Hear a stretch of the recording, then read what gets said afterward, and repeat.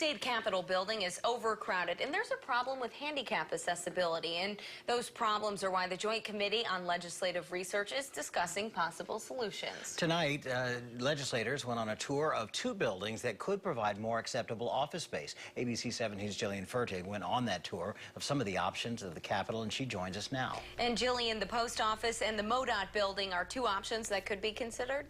That's right, Marissa, and they're right next to the Capitol, and right now the upper floors of the post office, they're under renovation right now, and I'm told that those could hold 32 private offices as well as 37 cubicles. Now that office space is completely unoccupied right now. Now as far as the MoDOT building, all that office space is full, but there's still options there, and both buildings are ADA approved. Dozens of state representatives with offices crammed into small spaces. It's an issue that office staff say is a nuisance and makes it difficult when visitors stop by the office. State Representative Kevin Engler, who is also the chair of the Joint Committee on Legislative Research, says it's time to come up with a solution to the problem. We're still having representatives that are in offices that can't meet with constituents that because it's not ADA accessible. 12 representatives share this workspace, and as you can see, the distance between the desk and the file cabinet, I can touch right here. And when visitors come in, it creates a lot of traffic.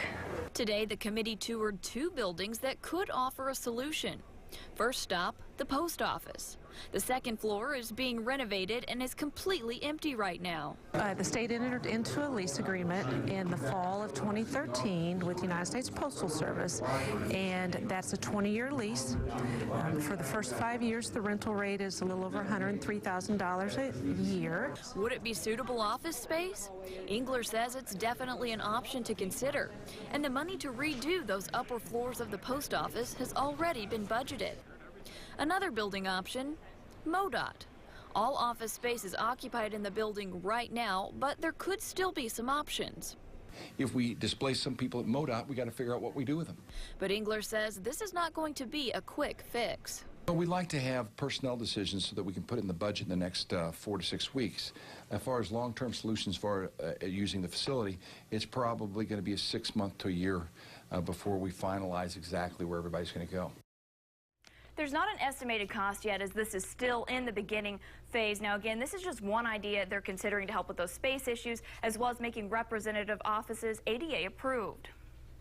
Jillian, thank you. And we're told committees will be formed to work with the Office of Administration and the governor to determine the best use of space.